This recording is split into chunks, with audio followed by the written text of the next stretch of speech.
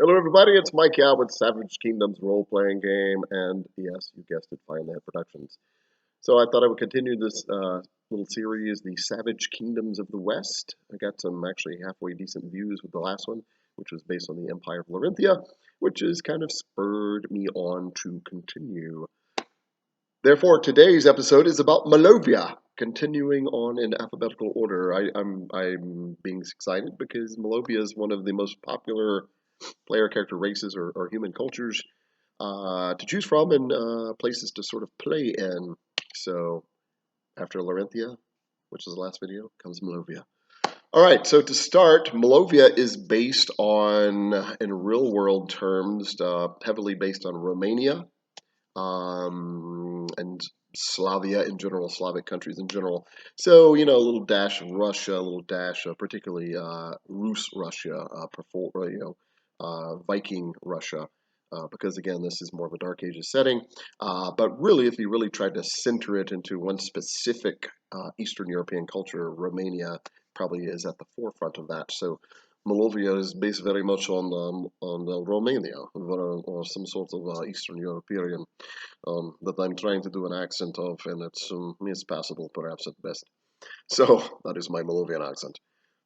Molovia. All right, so I'm now on page 33 of the hardcover choral book. There is our featured Molovian female. Looks like a Molovian woman there carrying a lantern in a dark forest. That could easily be the Wraithwood Forest of northern Molovia, or it could be the Raven Mist Forest of southwestern Molovia, or even in the extreme south of Molovia, the Bloodthorn Forest, which borders Eredorn and Molovia. There have been many cool adventures in that area. Check out the adventure called The Blood Maiden, which is up on Drive-Thru RPG. It's a Savage Kingdoms adventure for 3rd edition, and it features a nice adventure between Eredorn and Molovia, assuming the party makes it that far. All right, so from page 33, I'm going to read there's only 3 paragraphs of description for Molovian, so I'll just read the whole thing. The men and women of Molovia are a brooding, often conspiratorial breed of humankind, dwelling in their snow-chilled land which has been so often dubbed the Winter Kingdom by skalds and poets. Nice little side note, Molovia is often called the Winter Kingdom is sort of a poetic allusion. Bolovians are also known as a mystical lot, and when compared with their tendency for scheming and both rural and urban survival, they can be declared a vigorous race, with their patron deity Andorok, a god of death and winter, at the head of their general belief system. Andorok is kind of the chief deity of the area. It's not monotheistic by any means, but he's definitely the most popular deity there, a god of winter and death, but not don't think too much like how death is evil.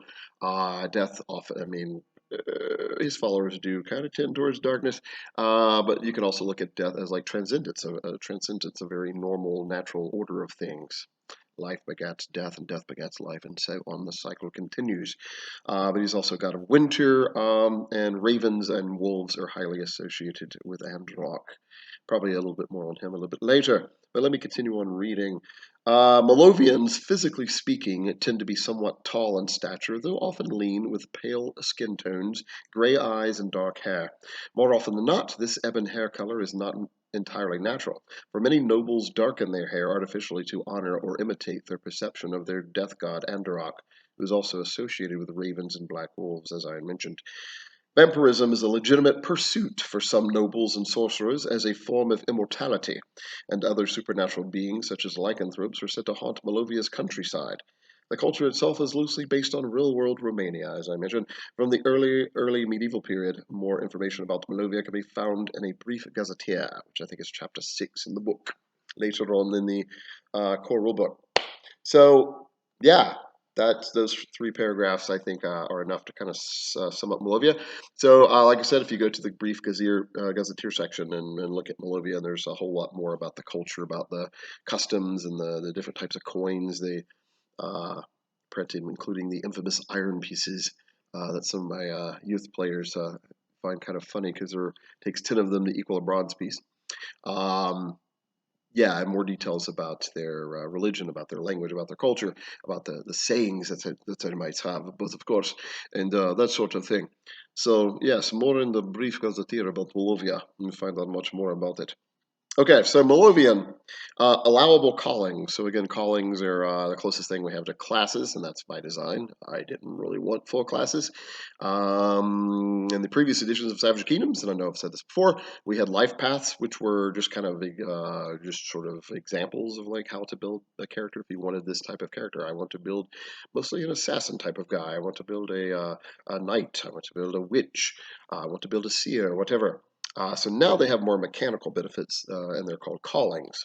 So the allowable callings of Molovians are alchemist, assassin, bard, craftsman, gladiator, healer, hunter, knight, merchant, noble, pirate, priest, sage, seer, soldier, sorcerer, thief, and witch. There we go.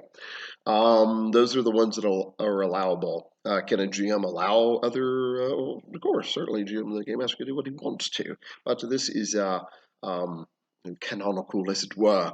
This really kind of represents what these type of professions or callings or life paths would be produced by this sort of culture, and maybe not so much the others that are not listed. But again, do what you wish. Attribute array. Molovian player characters must arrange their attributes of character creation using the following guidelines. So this is where I talk about what their favorite attributes are. So all human ethnicities or cultures or nationalities get three attributes that are they're like kind of the most known for, or the best at, quote unquote. For Molovians, it's vigor, intellect, and willpower. So vigor, intellect, and willpower. So they can start with a maximum up to +4 in any of those. Absolute maximum being +6, meaning that you can eventually advance to that if you make it that far. The other attributes, agility, physique, and magnetism, can only start as high as +3, but they can start as low as -3. And those can absolute max out at +5. And there are several feats that can adjust that, blood talents in particular, but for the most part, that is generally true. Racial abilities or special abilities of Molovians is cold tolerance. Molovians receive a +1 bonus to endurance skill rolls to resist cold or ice effects. So, yeah, cold tolerance. So that's to endurance skill rolls. That's because they are from a land called the Winter Kingdom. It's pretty far north. Scathia, as a side note, is further north geographically, but many believe that Molovia it's colder there for some reason. Some think it's a supernatural thing because Enderok, god of winter, has a hold on the kingdom. But remember, in this setting, the gods aren't necessarily real. They're not. It's more about the belief in these deities, where the power of their priests come from, and not so much that they actually exist. But maybe they do in some form or another. So that again is up to the GM, and I did that on purpose and left it sort of open. All right, their second special ability is Wintry Affinity. Molovian characters gain a +1 bonus to acrobatics, athletics, perception, stealth, and survival rolls while in snow-covered terrain. Because their affinity for, well, it's called Wintry Affinity for a reason. Moving on, skill specialties. So I usually don't go through all of these, but I'll grab a couple of examples, or maybe more than a couple. Molovian characters receive 3 free skill specialties at character creation that help reflect Molovian culture and virtues. So alchemy, elixirs or poisons, you could choose as your specialty. You could choose magical arts, death, and the special to be any known spell within the death discipline of magical arts. Weaponry, melee, daggers, longswords, polearms, sabers, or spears. Range weaponry, crossbows, daggers, or whips. That they're mostly, these are weapons that their culture uses a lot. So lore, their specialty, you get to choice between arcane, history, nobility, or religion. And there's a number. There's of more. There's about it's like 12 or 13 choices of your free specials. You get 3 of those at character creation, just like all the other human cultures. Okay, favored talents. So again, favored talents mean that you pay 1 point less for a talent if it's listed, and this stacks with your calling. So if you're a calling that pays 1 less point for, say, ambidexterity, and it's also in your race, in this case Molovian, then you would save 2 points on it. So you would reduce the cost in this case to 1 talent point, a mere 1 point.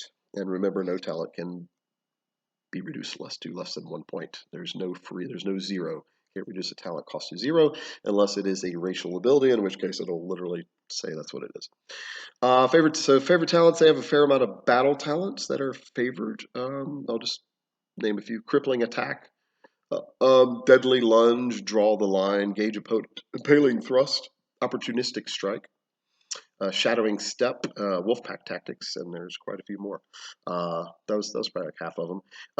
Blood talents, I'll list all of these because there's only 4, which is actually a fair amount because there's only like a total of 13 or 14 blood talents total. Demon blood, goblin blooded, lycanthrope, wolf, in particular in this case, and vampire spawn. Interesting. So those 4 Bolovians are sort of known for.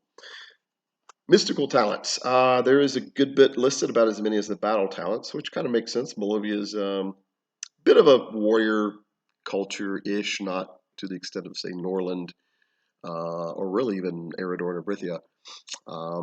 Maybe almost the same as Scathia, maybe a little bit less, but also they are somewhat scholarly people too, so it would really stand to reason that some of their mystical talents, that they would be quite good in that category. So some of those favorite mystical talents would be Acolyte, Blood Magic, Cultist, Dabbling Arcanist, Death Touched, I won't name them all, Grimoire, or Grimoire, Priest of Androck, obviously, Priest of Androck in specific, Second Sight, Supernatural Pact with a Demon or Vampire, Witch Hunter, and there's a few others.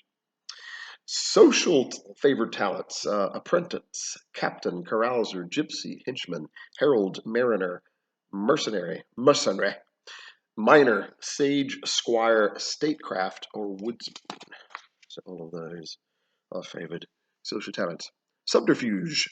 I'll just list all of these. There's a fair amount. Molovians are kind of known to be a fairly subterfugal species, race, nationality, ethnicity, people. And so they have assassin, feigned attack, fortune teller, gossip, hunter, poisoner, sapping blow, secret strike, seductive dance, smuggler, tomb robber, and torturer. So again, favorite talent, pay 1 less for any of those. At character creation and beyond, even at advancement. So the other category of talents, there was literally the 5th category of talents called other because they don't fit really anywhere else. I could have called them miscellaneous, but I thought other was better. Beast Companion, Lynx, Raven, or Wolf specifically. Elite Affiliation, Blood Disciples, a very cool sect or order that you could, not so much a sect, but really more of an order or a secret society. Heirloom, Lotus Master, Night-Sighted, Tireless, and Willful Presence. So there you go. All right, now on to favored weaknesses. So again, it sounds weird, the term favored weakness, I fully admit, but it segues into the fact that favored means you pay 1 point less for a talent. So in the case of weaknesses, a favored weakness means you gain an extra point at character creation to spend into a talent or an extra skill level if you want to. So these favored weaknesses for Molovians are addiction to Slavka.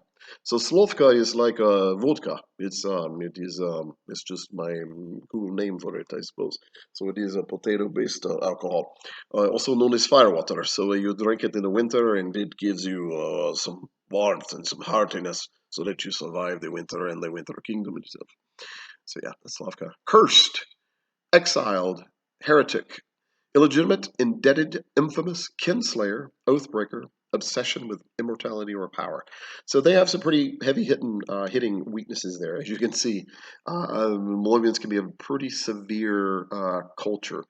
They are kind of survival based, and even though in some sense they're somewhat decadent, particularly the more urban Bolovians, there's an edge to them. There is a survival based edge to them, and they're not afraid to sink to deep lows in order to get what they need. So just as an overall thing. Starting languages. Molovian is your native tongue, if you're a Molovian, and you know 1 more from the following list if your intellect is -1 or higher. Brithian, Duergar, Goblin tongue, Nether speech, She, and Scythian. So obviously Molovian is the one you get for free, is your native tongue. Sample names. Boris, Drago, Ivan or Ivan, Pyotr, Stefanov, Vlad, and Vladimir. Those are male names. Female names, sample names being Helga, Ivanova, Katya, Natasha, Nadia, Olga, and Petrova. So that's female. Molovians sometimes use Av or Ulfa after their first names to denote which means son of or daughter of, and some of you probably already know that from some of the Slavic-based languages in the real world. Though noble families will almost always make use of the word von before their house names. Oh, wait, I think I skipped a line there. No, that's right. Such as von Mulov, von Strauss, etc. So if you have a character named Drago of Ivan, then you would be Drago, son of Ivan, or Ivan. And if you're Katya Dragonova, you are Katya's daughter of Drago.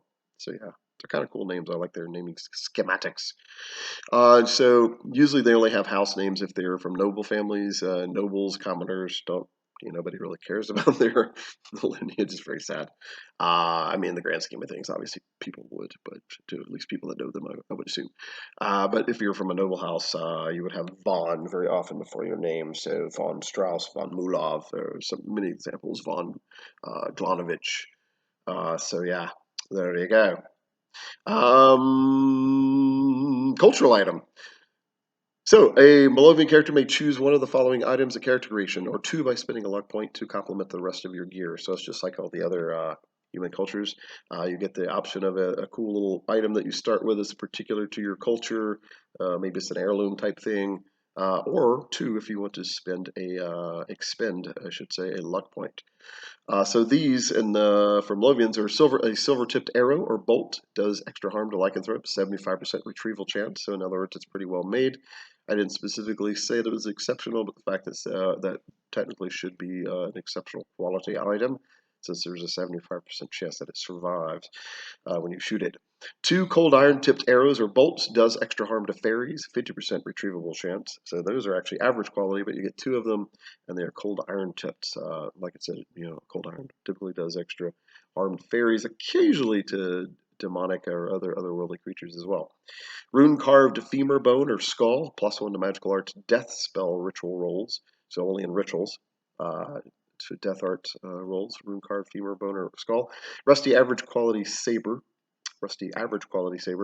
DL 15 crafting to repair to exceptional quality. So you start with a saber, but it's just a little rusty. But if you fix it up, you get an exceptional saber out of it. Very nice. Preserved white lotus petals yields a +1 bonus to healing arch rolls. There's 3 uses of that. That's actually pretty darn handy. White lotus is one of the few sort of magical lotus plants that actually grows in the north, and particularly in the snow and ice. It actually thrives in snow and ice. So it's actually sometimes known as the snow lotus as well as the white lotus. Tattered cloak, boots, or shirt made of white wolf fur, +1 to endurance versus cold. So, yeah, the fact that you're wearing a white wolf fur, pretty warm, and that gives you some mechanical bonus of +1 to endurance rolls against cold or ice effects. Uh, Korite bred riding horse, which has +1 to agility, so +1 to the normal riding horse stats, but it is lame or tainted, your choice.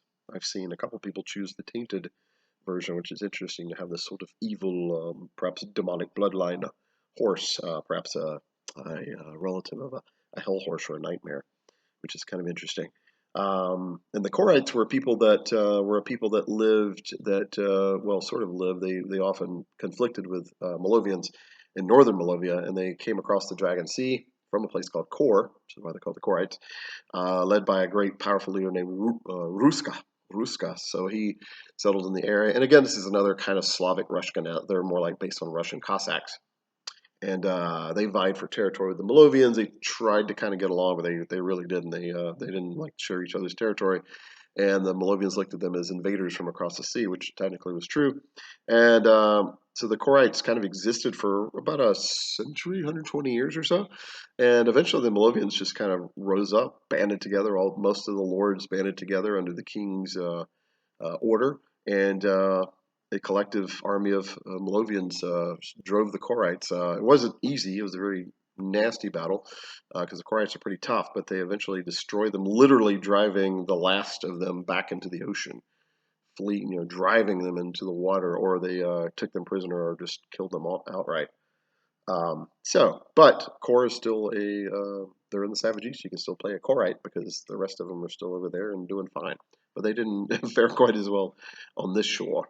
All right, so that was a little side note. All right, back to the last three items that you could start with. That you have an option to start with anyway. Cape or shirt of raven feathers, +1 to magical arts, air rolls when doing ritual spells. A mute slave, male or female. His or her agility is +0, physique +0, vigor +1, intellect +0, magnetism -1, willpower +0. So, as you can see, fairly average stats. It is a mute slave after all. Wineskin or drinking horn filled with slavka, fermented, which is, I already mentioned, slavka is fermented potato wine. So you get to start with a nice drinking horn with slavka in it. What could be worse? All right, so general code of honor for Molovians. Show respect to other nobles of higher station and power, particularly of fellow Molovians.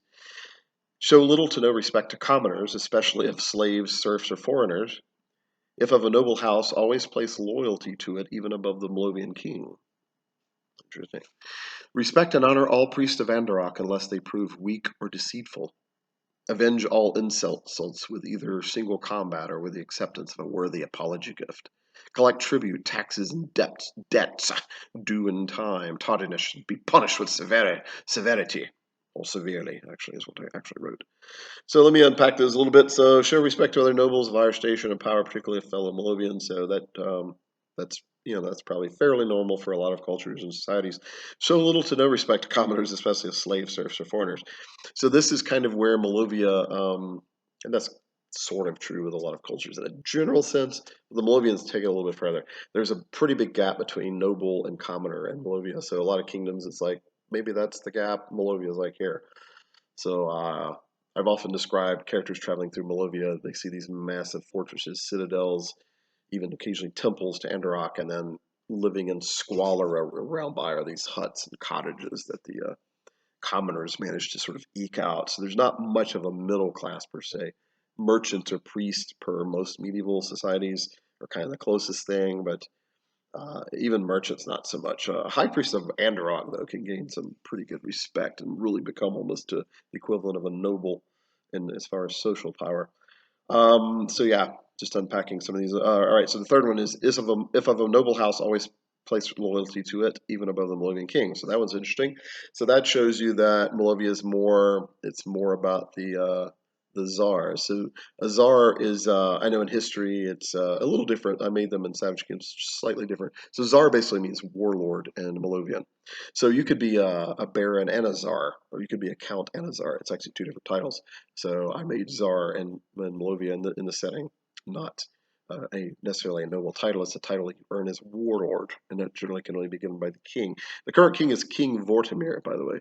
King Vortimir von Mulov, no, von Zurich. Von Zurich is the current dynastic house or royal house of Molovia.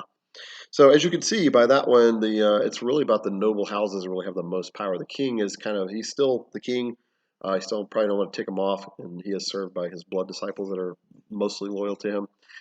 However, in the end, it's really about the powerful noble houses and the czars.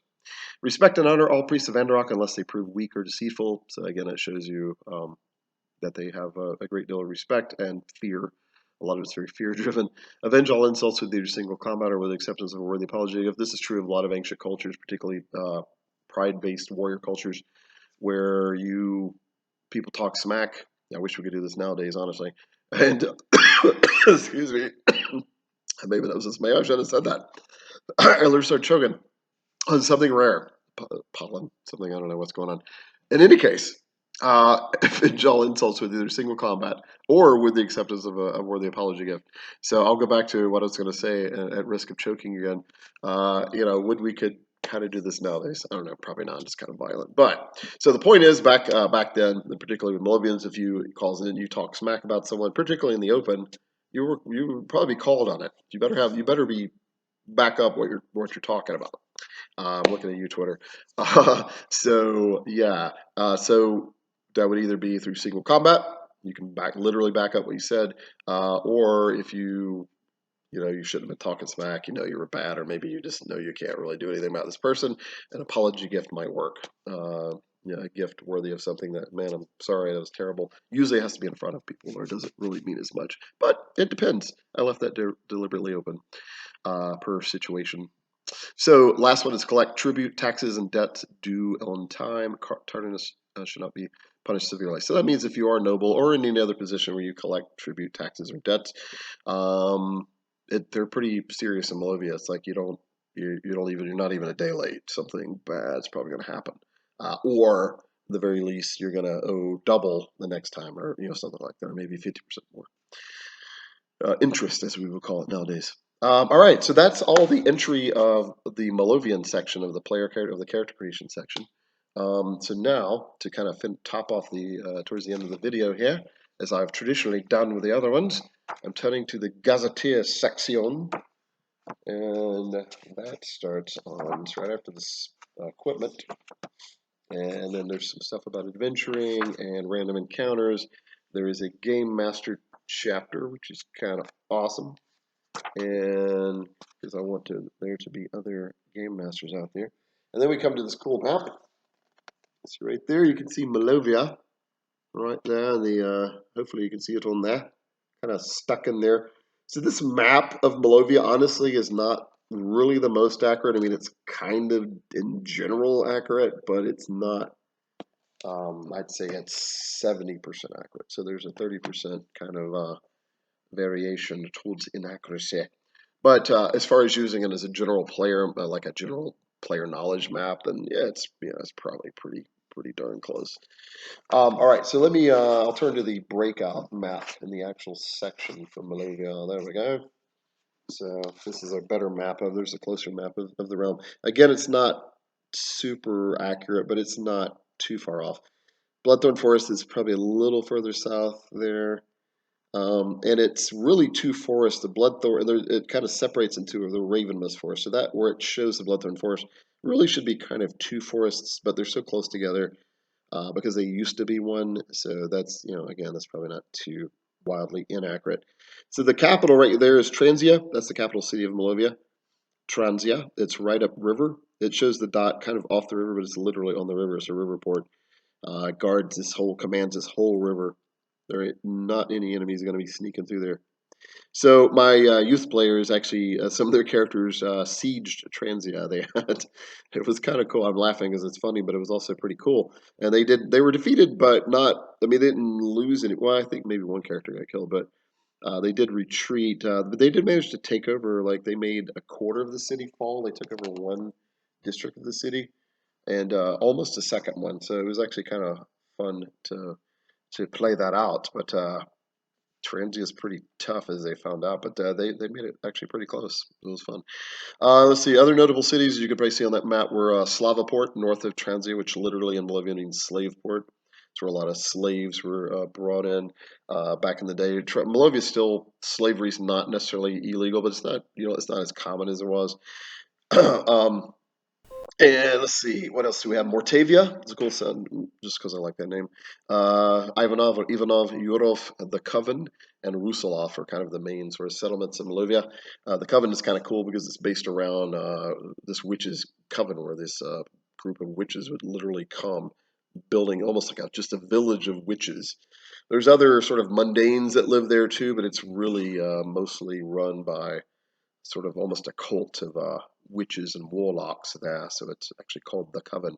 And again, we're in a culture in a realm where that's not that big a deal. I mean, the king and the local barons probably kind of keep an extra eye on that, but they don't really care. And in fact, they probably use a lot of the powers of the witches when they need to, or at least advice from them.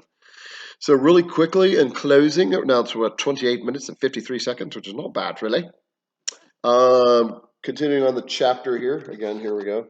We're on page 322 in the Gazetteer, maybe 323 in the PDF because it's for some reason off by like a page. But anyway, close enough. Let's see, what else can I go over really quick? So religion, the chief or patron deity of Molovia is without a doubt Andorok, lord of winter and death, with the ravens and wolves held a sacred beast. A very distant second in popularity is Yorl, god of fire and trickery and smithcraft.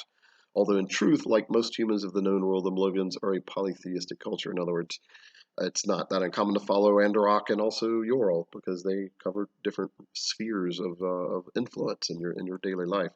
The Warren sea god Fragner is, and it's not Fragnir, it's actually Fragner, is revered here somewhat as well, as is Vroden, god or goddess of law and vengeance, because some people believe he's male, some say he's female, and others he's neither or both, or just don't care. Note that the open worship of Signa, goddess of the sun and hearth, is illegal in the cities of Molovia. That is true. And that comes from the Signan religion in Scathia, and generally they're very pleasant, good-hearted, but they saw a lot of evil in the cults and sects of Enderok that were kind of creeping into Signa. So they kind of, actively sort of outlawed sects of Andorok and priests of Andorok in Scathia proper. So in return, the Bolovians are like, fine, we're gonna prosecute Signan followers, particularly priestesses, because they're all female, other than lay priest, when they enter Molovia. So there you go. That'll teach you.